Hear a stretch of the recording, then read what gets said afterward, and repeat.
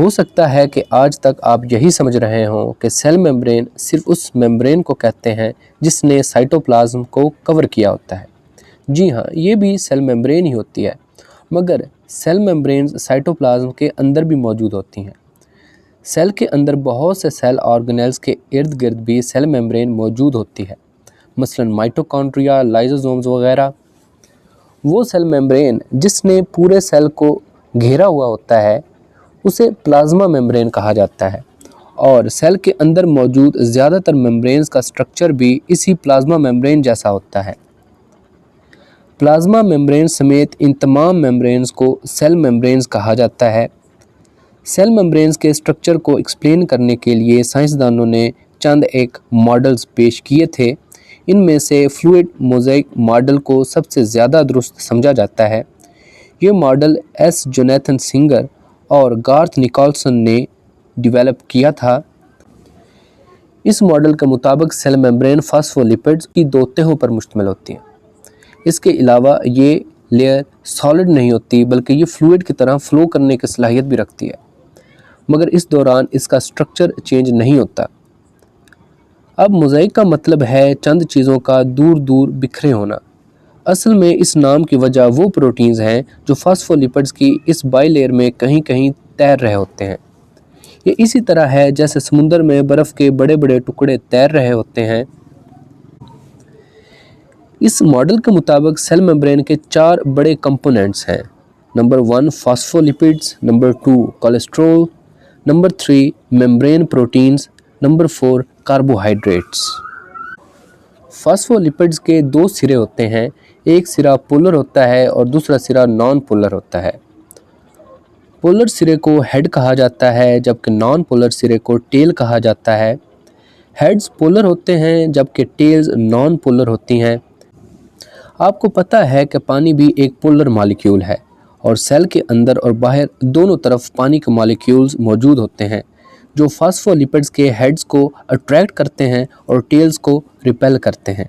इसकी वजह से हेड्स सेल मेम्ब्रेन के अंदरूनी और बैरूनी सतह पर तरतीब बना लेते हैं, और टेल्स पानी से दूर हटकर सेल मेम्ब्रेन के अंदर की तरफ तरतीब बना लेती हैं, और इस तरह से सेल मेम्ब्रेन का दोहरी तह वाला या बाइलेयर स्ट्रक्चर वजूद में आ जाता है। कोलेस्ट्रॉल भी टेल्स की तरह हाइड्रोफोबिक होता है, इसलिए ये भी सेल मेम्ब्रेन के अंदर की तरफ मौजूद होता है, जिसकी वजह से सेल मेम्ब्रेन के अंदर से पानी का गुजरना मुश्किल हो जाता है। कोलेस्ट्रॉल सेल मेम्ब्रेन को स्टेबिलिटी भी फ्राहम करता है। ये प्लाज्मा मेम्ब्रेन और यूकैरियोटिक सेल ऑर्गेनेल्स की मेम्ब्रेन दोनों में मौजूद होता है। अब अगर हम मेम्ब्रेन प्रोटीन्स की बात करें तो इन्हें 2 इकसाम में तकसीम किया जा सकता है।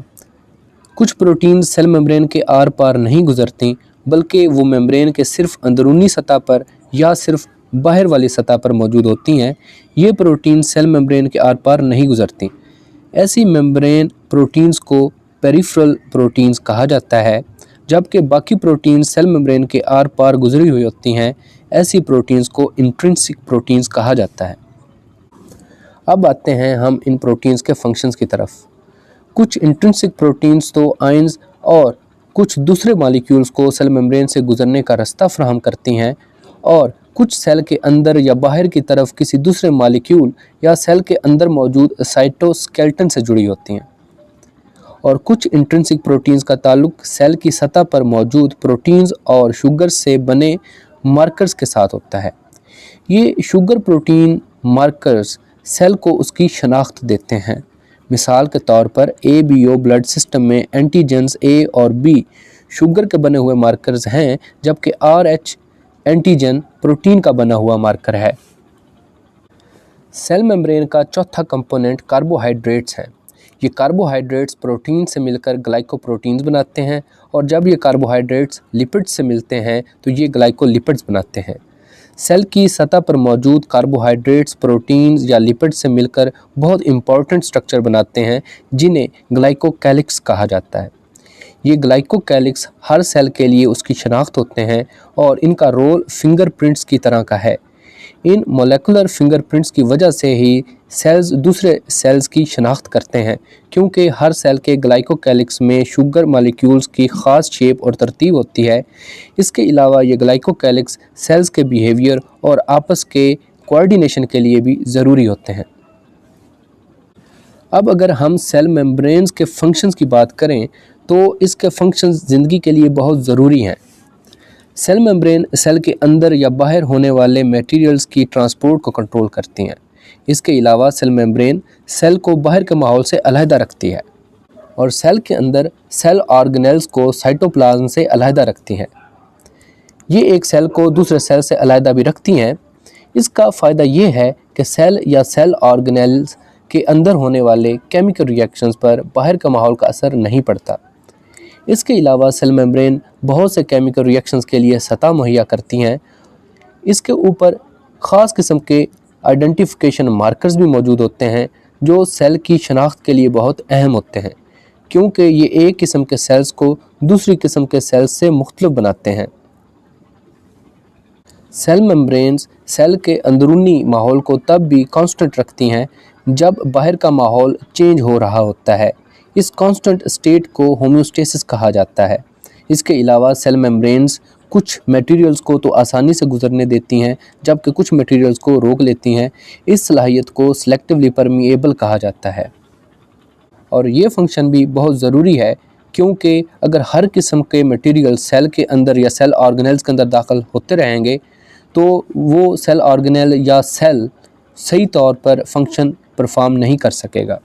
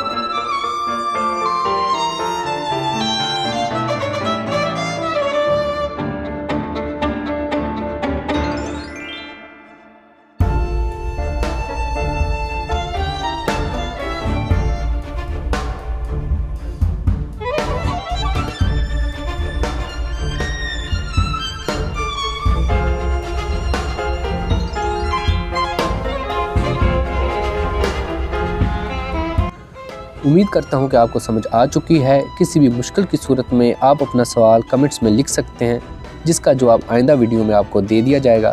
तो चैनल को सब्सक्राइब कर दें और बेल आइकन को भी क्लिक कर दें ताकि हमारी हर वीडियो आप तक बर वक्त पहुँच सके।